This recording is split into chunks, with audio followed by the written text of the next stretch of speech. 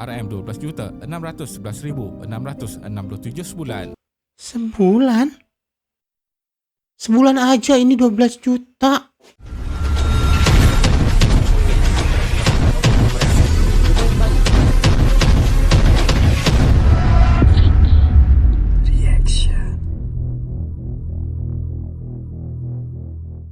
Assalamualaikum warahmatullahi wabarakatuh. Balik lagi bersama saya Fikri. Halo guys, bagaimana kabar kalian? Semoga selalu baik-baik saja. Semoga selalu dalam lindungan Allah Subhanahu wa taala dan semoga selalu dijauhi dari segala mara bahaya dan kesusahan serta segala penyakit. Amin ya rabbal alamin.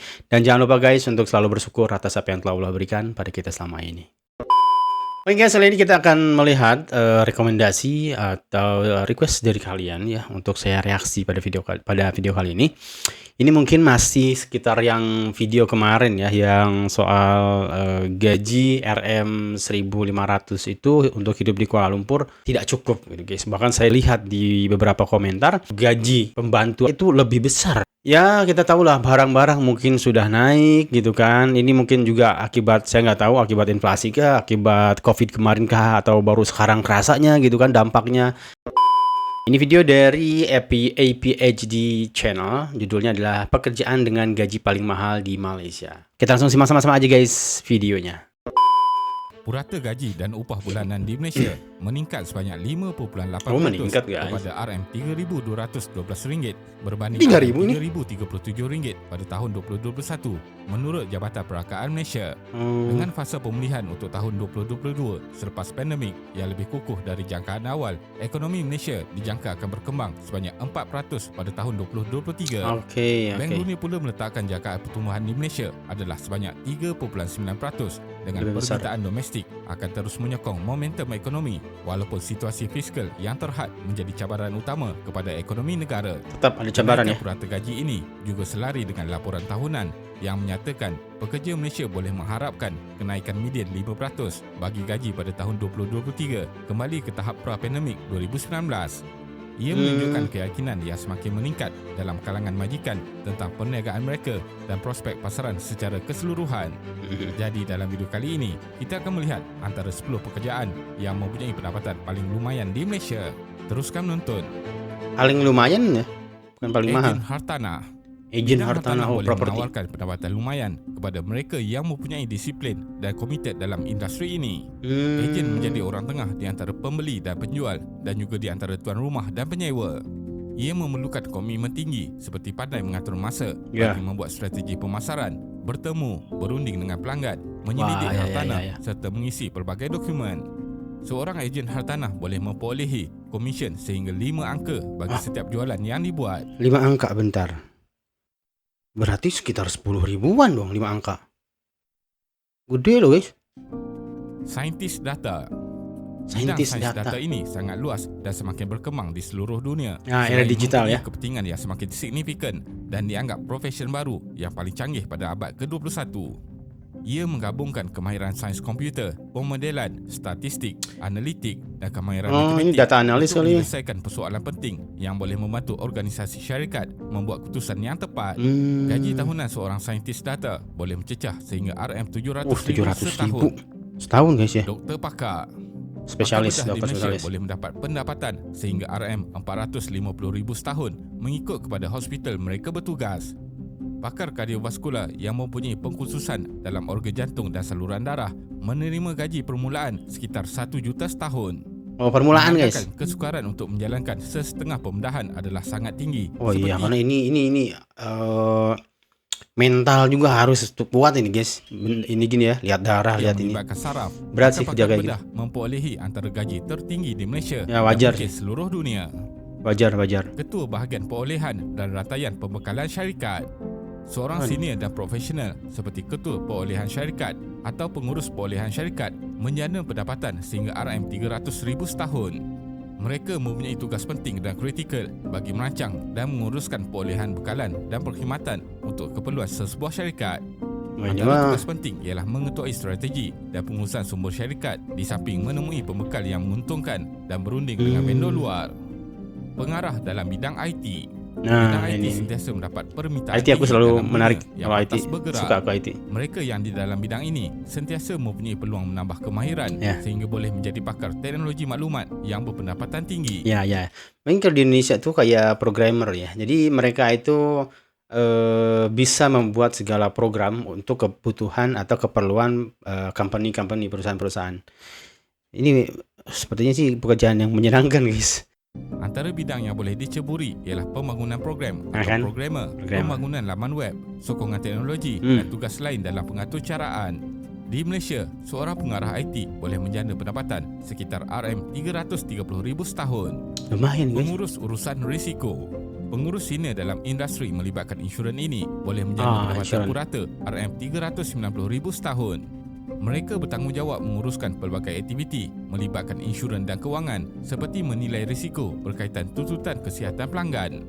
Mereka akan menilai faktor-faktor yang membolehkan pelanggan mendapat tuntutan yang setimpal di samping memastikan syarikat kekal bereputasi dan dipercayai dalam industri.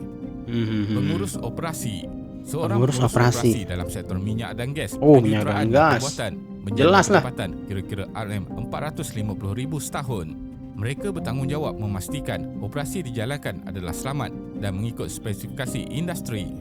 Mereka akan menilai proses yang dilakukan supaya selari dengan plan dan objektif syarikat. Tugas yang penting ialah memantau dan menganalisis data prestasi operasi untuk menilai bahagian yang boleh ditambah baik. Sebenarnya berbanding lurus, guys ya. Kalau mereka mendapatkan gaji yang besar, tentu pendidikan mereka juga harus besar ya, harus tinggi ya. Itu pengeluaran setelah investasi orang tua mereka yang dikeluarkan untuk pendidikan itu juga menurut aku sesuatu yang besar juga gitu, guys. Jadi menurut aku sih memang untuk mencapai kehidupan atau gaji yang besar perlu pengorbanan juga yang besar, guys ya. Dana-dana pendidikan kayak gitu itu besar juga, guys. Ini sekolahnya sekolah tinggi semua ini kayak gini-gini. Jawatan ini sangat penting dalam sektor telekomunikasi, penjagaan kesihatan dan sains kesihatan dan boleh menjana pendapatan sehingga RM500,000 setahun. Ketua bahagian jualan bertanggungjawab di lokasi berbeza mewakili syarikat dan menguruskan pegawai-pegawai jualan yang lain di bawahnya. Mereka ketua cabang kalau Indonesia berkumpulan untuk memastikan sasaran jualan dicapai dan operasi melibatkan jualan produk berjalan lancar. Pengarah jualan akan membuat strategi jualan atau pemasaran terbaik yang memberikan keuntungan maksimum kepada syarikat dan boleh memenuhi kehendak pelanggan. Kepakaran yang diperlukan ialah menganalisis sumber data yang besar dan trend pasaran yang sentiasa berubah-ubah. Ketua perunding korporat. Ketua bahagian guaman yang terlibat dalam sektor korporat. Ini nama-namanya kalau di Indonesia apa, guys? Agak-agak asing gitu kalau di Indonesia nama-namanya, guys. Seperti perbankan dan kewangan menjana pendapatan purata RM540,000 setahun. Jawatan ini memerlukan mereka menjadi penasihat untuk sebarang keputusan diambil oleh ketua-ketua eksekutif dalam industri penting yang berkaitan dengan pengurusan wang dan aset.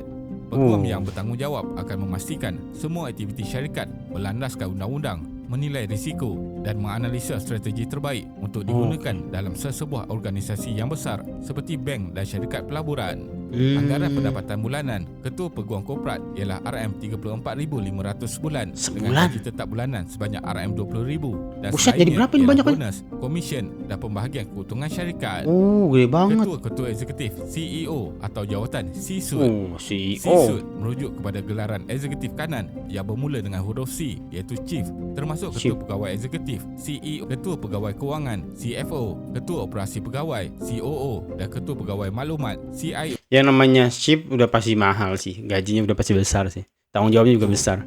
Di Malaysia, gaji paling tinggi bagi ketua eksekutif ialah dari Genting Malaysia Berhad iaitu Tan Sri Lim Kok Tai dengan pendapatan sekitar RM12,611,667 sebulan. Sebulan aja ini 12 juta.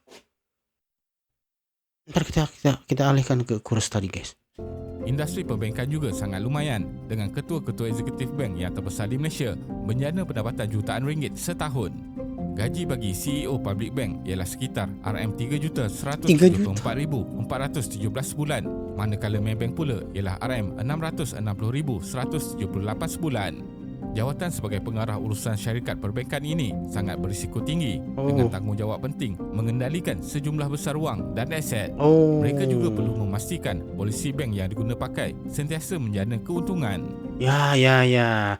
Saya rasa mungkin karena tanggung jawabnya yang besar, lalu juga mereka diberikan gaji yang besar untuk menghindari, kalau secara psikologinya guys ya, untuk menghindari korupsi ya mungkin guys, korupsi. Jadi gaji besar itu saya rasa udah cukup lah, nggak usah ada korupsi lagi seperti itu kan. Saya rasa sih kayak gitu guys, larinya ke sana. Mereka yang menyandang jawatan ini juga mempunyai pengalaman yang luas dan mendalam dengan kelayakan yang tinggi. Itu adalah antara 10 gaji tertinggi yang boleh didapati dalam pekerjaan di Malaysia. Tetapi ia bergantung juga dengan syarikat dan kemampuan individu terbabit. Betul. Namun begitu, terdapat lagi satu cabang untuk menjana pendapatan yang tinggi jika ia dilakukan dengan betul, iaitu industri e-dagang. Melalui Universiti Tun Hussein On dengan kerjasama Export Overseas Academy telah membuka peluang kepada orang ramai untuk memahami pasaran antarabangsa dan mendapat pendapatan dalam mata wang asing. Ini adalah peluang besar untuk meningkatkan hasil daripada mata wang dunia ini e-dagang global. Dr. Zul Arifin Ma'ruf, seorang pensyarah berpengalaman dalam platform eBay dan Amazon, memimpin program usahawan muda di bawah Export Overseas Academy. Beliau juga mempunyai 2 gudang di Amerika Syarikat dan Australia, menjadikannya pakar dalam pasaran global. Modal untuk memulakan perniagaan di pasaran global boleh serendah RM50, terutamanya jika memilih produk dengan modal rendah. Gimana caranya ini? Pulangan yang tinggi. Dropshipping juga merupakan pilihan untuk memasarkan produk ke luar negara tanpa menguruskan stok atau penghantaran. Kelas Dr. Zul Arifin mencukupi 5 bahagian utama, termasuk penubuhan akaun eBay, pemilihan produk yang laris, mengatasi masalah akaun disekat, mencari penghantar yang berpatutan dan cara menubuhkan gudang di luar negara.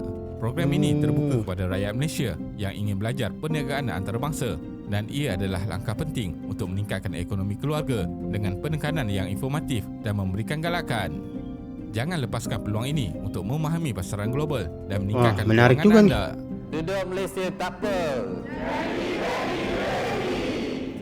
Menarik juga nih guys. Kesimpulannya, tidak dapat dinafikan, gaji adalah aspek utama yang dipertimbangkan ketika menerima tawaran pekerjaan. Akan tetapi adalah penting juga untuk mengimbangi antara gaji dan gaya kehidupan yang positif. Pada masa hadapan, pekerjaan yang akan mendapat permintaan tinggi adalah seperti data analisis, keselamatan cyber, pemasaran digital, teknologi blockchain dan teknologi kecerdasan buatan AI.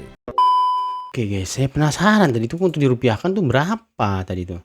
Oke, kita mulai tadi dari yang kebanyakan itu kan rata-rata 300.000. Berarti itu kalau sebulan, buset, 1 miliar rupiah sebulan. 1 miliar dibagi 12 bulan, sebulannya 83 juta cuy. Ini bener gak sih? Ntar coba 300.000 ringgit itu sama dengan 1, 2, benar 1 miliar. Apalagi tadi yang 12 juta sebulan. Gila bener. Di sini yang belum nggak termasuk ini ya, pejabat-pejabat negara ya, seperti politikus, seperti apa sih istilahnya, anggota parlemen gitu, seperti perdana menteri, itu nggak termasuk guys. Ternyata pebisnis ini yang benar istilahnya menjalankan roda ekonomi di sebuah negara ya. Itu nggak kebayang aku yang 12 juta sebulan itu hidupnya kayak gimana dia. Dia sedekah 10% atau 2% dari gajinya itu aja kayaknya udah berpengaruh besar ya kepada kesejahteraan di daerah dia gitu. Gila guys, ini jauh sekali dengan apa yang saya dapatkan dari kemarin yang 1.500 per bulan itu, yang kemarin terakhir saya reaksi itu. Ya ternyata bagaikan bumi dan langit ya. Ada yang besar banget, ada yang kecil. Nggak terlalu kecil sebenarnya sih kalau 1.500 sebenarnya kalau bagi saya. Tapi tentu gaji yang besar juga memiliki resiko yang besar ya guys. Mereka mungkin mengambil resiko besar itu, mereka mengambil tanggung jawab besar itu juga ya dengan mengorbankan sesuatu sih. Menurut aku mengorbankan waktu juga. Mereka akan banyak pikiran juga, banyak waktu yang terbuang juga. Sebenarnya berapapun gaji yang akan kita terima ya guys, akan selalu kurang bagi orang-orang yang rakus gitu, orang yang tidak pernah puas. Sedangkan gaji 1.500, 1.000 pun, mau berapapun, kalau dia orangnya banyak bersyukur, orang yang akhirnya bukan lantas tidak berusaha guys ya, dia tetap bekerja gitu untuk menghidupinya, tapi apa yang diberikan oleh Allah kepada dia senantiasa bersyukur gitu. Dengan senantiasa dia mencukupkan diri gitu guys. Dia tidak mengeluh, dan menurut aku kunci dari kebahagiaan bukan dari berapa besarnya gaji, berapa mahalnya gaji, tapi adalah berapa bersyukurnya Anda untuk menerima apa yang telah diberikan Tuhan kepada kita semua, guys. Jangan dengan selama itu kalian tidak ada masalah, kalian akan tidur nyenyak, makan apapun akan nikmat. Berapa banyak ya saya lihat orang-orang kaya, orang-orang yang gaji yang mahal segala macam, tapi mereka hidupnya tidak tenang, hidupnya tidak bahagia, hidupnya berantakan, karena mungkin salah satunya adalah mereka tidak pernah bersyukur, tidak pernah merasa cukup dengan apa yang telah Tuhan atau Allah berikan kepada mereka gitu, guys. Dan ya, sekian dulu mungkin guys untuk video kali ini. Mohon maaf jika ada salah kata dan salah data yang saya sampaikan. Sampai jumpa di video selanjutnya. Assalamualaikum warahmatullahi wabarakatuh.